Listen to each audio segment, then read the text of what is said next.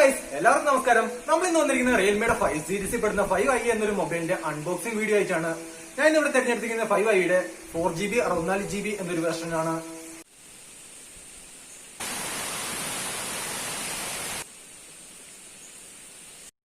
മൊബൈലിനെ ബോക്സിൽ കൂടി നോക്കിക്കാണുകയാണെങ്കിൽ 5000 mAh massive ബാറ്ററിയോട് കൂടിയിട്ടാണ് നമ്മുടെ റിയൽമി 5i വന്നിരിക്കുന്നത്. അതേപോലെ തന്നെ അൾട്രാ വൈഡ് ക്വാഡ് ക്യാമറ സെറ്റപ്പോട് കൂടിയതും സ്നാപ്ഡ്രാഗണിൻ്റെ 665 പ്രോസസ്സറും 6.5 ഇഞ്ചിൻ്റെ HD+ ഡിസ്പ്ലേയോട് കൂടിയിട്ടുമാണ് റിയൽമി 5i ഇറക്കിയിരിക്കുന്നത്. അടുത്തായി നമുക്ക് റിയൽമിയുടെ ക്വാഡ് ക്യാമറ സെറ്റപ്പിനെ പറ്റി പരിചയപ്പെടാം. 12 MBയുടെ മെയിൻ ക്യാമറയും 8 MBയുടെ അൾട്രാ വൈഡ് ക്യാമറയും 2 MBയുടെ പോർട്രേറ്റ് ലെൻസും 2 MBയുടെ മാക്രോ ലെൻസുമാണ് റിയൽമി 5iക്ക് നൽകിയിരിക്കുന്നത്. ഫ്രണ്ട് ക്യാമറയെ പറ്റി പറയുകയാണെങ്കിൽ 8 MBയുടെ ഒരു ക്യാമറയാണ്. അടുത്ത ഈ ബോക്സിൻ്റെ ബാക്ക് സൈഡ് നോക്കുകയാണെങ്കിൽ നമുക്ക് മനസ്സിലാക്കാൻ സാധിക്കുന്നത് 5 വോൾട്ടും 2 ആംപിയറിൻ്റെ ഒരു നോർമൽ ചാർജറാണ് റിയൽമി 5iക്ക് നൽകിയിരിക്കുന്നത്.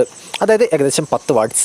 ഈ 10 വാട്ട്സ് ചാർജർ ഉപയോഗിച്ച് നമ്മൾ ചാർജ് ആക്കുന്ന സമയത്ത് 3 മണിക്കൂറോളം ഈ 5000 mAh നിറയാനായിട്ട് നമുക്ക് എടുക്കുന്നതാണ്.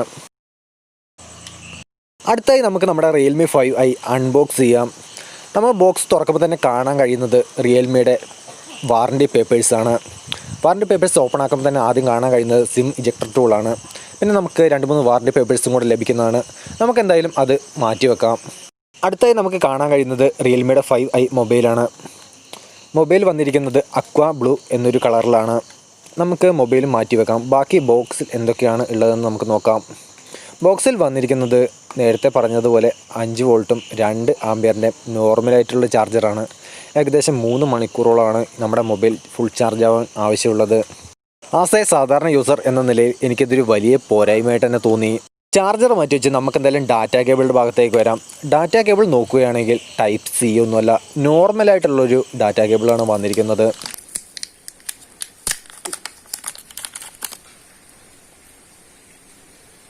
നമുക്ക് എന്തായാലും ഡാറ്റ കേബിൾ മാറ്റി വെച്ച് 5iയിലേക്ക് വീണ്ടും തിരിച്ചു വരാം.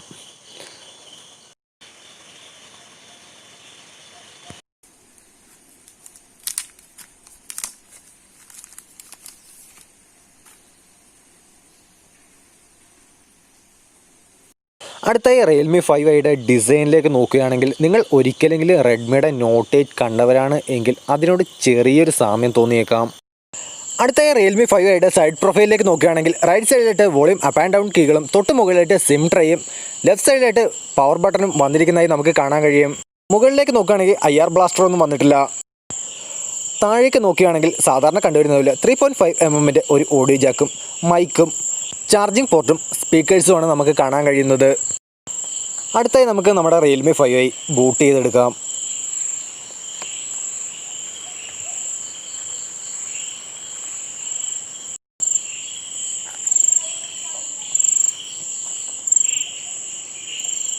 .720p HD+ ഡിസ്പ്ലേ ആണ് റിയൽമി 5iയിൽ വന്നിരിക്കുന്നത്. മൊബൈലിലെ ആപ്ലിക്കേഷൻ നോക്കുകയാണെങ്കിൽ വളരെയധികം ആപ്ലിക്കേഷൻ കുത്തി നിറച്ചിരിക്കുന്നുണ്ട്. ആപ്ലിക്കേഷൻ നമുക്കൊന്ന് അൺഇൻസ്റ്റാൾ ചെയ്ത് നോക്കാം. ആപ്ലിക്കേഷൻ അൺഇൻസ്റ്റാൾ ആവുന്നുണ്ട്. നമുക്ക് ആവശ്യമില്ലാത്ത ആപ്ലിക്കേഷൻ എല്ലാം അൺഇൻസ്റ്റാൾ ചെയ്ത് കളഞ്ഞിട്ട് നമുക്ക് മൊബൈൽ ഫ്രീ ആയി ഉപയോഗിക്കാവുന്നതാണ്.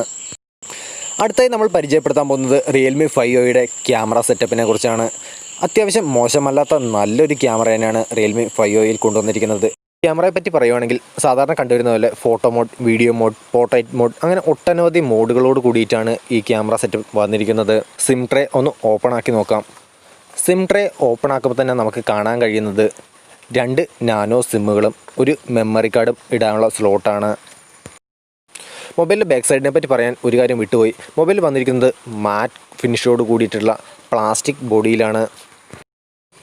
അടുത്ത റിയൽമി 5iയുടെ ഫേസ് ആൻഡ് ഫിംഗർ ലോക്കിനെ പറ്റി നോക്കുകയാണെങ്കിൽ അത്യാവശ്യം നല്ല രീതിയിൽ തന്നെ അത് പെർഫോമൻസ് ചെയ്യുന്നുണ്ട്.